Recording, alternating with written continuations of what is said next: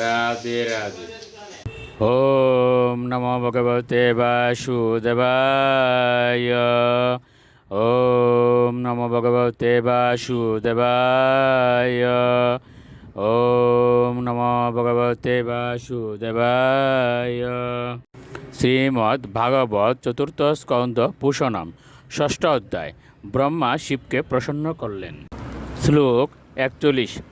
ততাপরে সিদ্ধগণা মহর্ষিবীর ইয়ে বৈ সমন্তাদনু নীললোহিতম নমস্কৃত প্রাহ শশাঙ্ক শেখরম কৃত প্রণামম প্রহসন্নিবাত্মভূয়। অনুবাদ। নারদাদি অন্য যে সমস্ত ঋষিরা শিবের চারিপাশে উপবিষ্ট ছিলেন তারাও ব্রহ্মাকে তাদের সশ্রদ্ধ প্রণতি নিবেদন করেছিলেন। এইভাবে পূজিত হয়ে ব্রহ্মা ঈষৎ এসে শিবকে বলতে লাগলেন। শ্লোক 42। ব্রহ্মা উবাচ জানে তামিশম বিশ্বস্য জগত ইউনি বিজয়ু শক্তেয় শিবস্য চ পরম যৎ ব্রহ্ম নিরন্তরম। অনুবাদ। ব্রহ্মা বললেন, হে ভগবান শিব, আমি জানি যে আপনি সমগ্র জড়জগতের নিয়ন্তা, জড় সৃষ্টির পিতা এবং মাতা উভয়ই হচ্ছেন আপনি, এবং আপনি জড় সৃষ্টির অতীত পরম ব্রহ্ম। এভাবে আমি আপনার তত্ত্ব অবগত আছি। শ্লোক 43। তমেব ভগবন্নে তৎ শিবশক্ত স্বরূপয় বিশ্বম সৃজসি পাশ্যৎসি ক্রীড়ন উন্ন পটয়তা। অনুবাদ। হে ভগবান, আপনি আপনার ব্যক্তিগত বিস্তারের দ্বারা এই দৃশ্য জগৎ সৃষ্টি করেন, পালন করেন এবং সংহার করেন, ঠিক যেমন অন্যনাভ তার জাল রচনা করে সেটি পালন করে এবং অবশেষে তা গুটিয়ে নেয়। শ্লোক 44।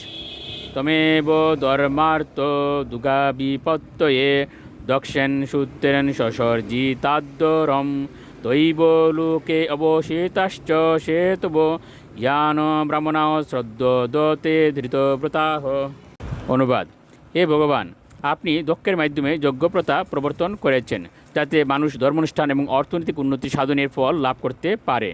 আপনার বিধিবিধানেই চতুর্বর্ণ এবং চতুরাশ্রমের মর্যাদা নির্ধারিত হয়েছে, তাই ব্রাহ্মণরা ব্রত ধারণপূর্বক নিষ্ঠা সহকারে সেই প্রথা পালন করেন। শ্লোক 45।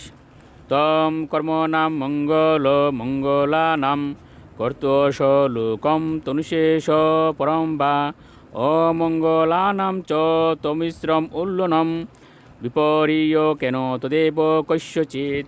অনুবাদ। হে পরম মঙ্গলময় ভগবান, আপনি স্বর্গলোক, বৈকুণ্ঠ লোক এবং নির্বিশেষ ব্রহ্মলোক প্রাপ্ত হওয়ার মঙ্গলময় কার্যকলাপের বিধান প্রদান করেছেন। তেমনি যারা অশুভ কর্মের অনুষ্ঠানকারী, দুষ্কৃতকারী, তাদের জন্য বিভিন্ন প্রকার ভয়ঙ্কর নরকের সৃষ্টি করেছেন। কিন্তু তবুও কখনো কখনো দেখা যায় যে উক্ত নিয়মের বিপর্যয় হয়, তার কারণ নির্ণয় করা অত্যন্ত কঠিন। রাধে রাধে।